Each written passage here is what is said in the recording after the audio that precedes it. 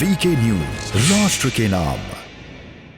नमस्कार, स्वागत है आपका वीके न्यूज में। बंगाल में जीत मिलने के बाद दीदी के सियासी पैर शायद जमीन पर नहीं टिक रहे। यही वजह है कि दीदी विपक्ष की मोर्चेबंदी में लगी हुई है ताकि बीजेपी को झटका दे सके। पर ये मंसूबे पूरे हो, इसके लिए जरूरी है कि टीएमसी बंगाल से निकलकर बाहर भी अपनी राजनीति को मजबूत करे, अपने बेस को मजबूत करे। इसलिए पार्टी उन राज्यों में चुनाव लड़ने की सोच रही है जहां से बीजेपी के किले में सेंधमारी करना थोड़ा आसान होगा। इसी बीच ममता बनर्जी को गोवा में बड़ा सियासी झटका लगा है। दरअसल एक नहीं, दो नहीं, 5 विधायकों ने इस्तीफा दे दिया, वो भी तब जब विधानसभा चुनाव सर पर हैं। और इस्तीफे के साथ ही उन्होंने उस कंपनी पर भी सवाल उठा दिए जिसकी रणनीति के कारण टीएमसी बंगाल में सत्ता पर काबिज हुई, यानी कि प्रशांत किशोर की कंपनी। खैर, पूर्व विधायक लबू मामलादार सहित तृणमूल कांग्रेस के 5 नेताओं ने पार्टी से इस्तीफा दे दिया है। ममता के नाम से लिखे अपने पत्र में उन्होंने कहा है कि हम ऐसी पार्टी के साथ नहीं रहना चाहते जो गोवा को बांटने की कोशिश कर रहे हैं।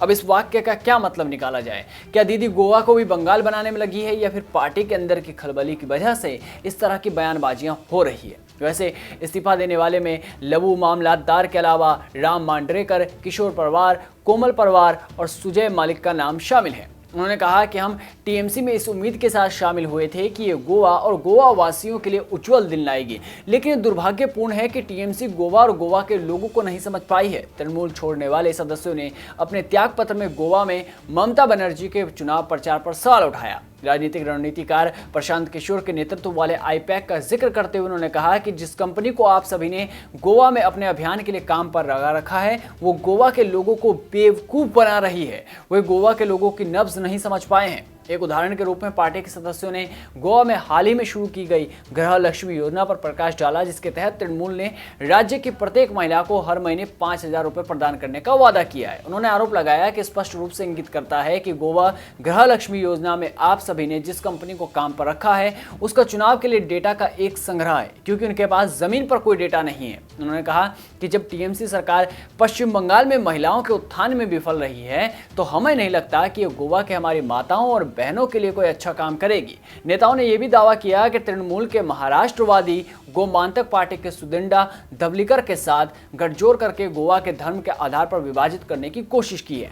टीएमसी पर गोवा में हिंदू वोटों को एमजीपी और कैथोलिक वोटों के प्रति ध्रुवीकरण करने की कोशिश का भी आरोप लगाते हुए नेताओं ने कहा कि हम एआईटीसी और एआईटीसी गोवा का प्रबंधन करने वाली कंपनी को राज्य के धर्मनिरपेक्ष ताने बाने को तोड़ने की अनुमति नहीं देंगे और हम इसकी रक्षा करेंगे।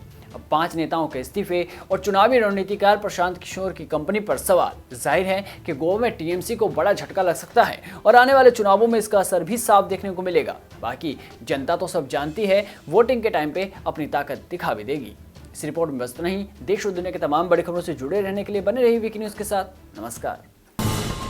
ये है ड्रीम मीडिया नेटवर्क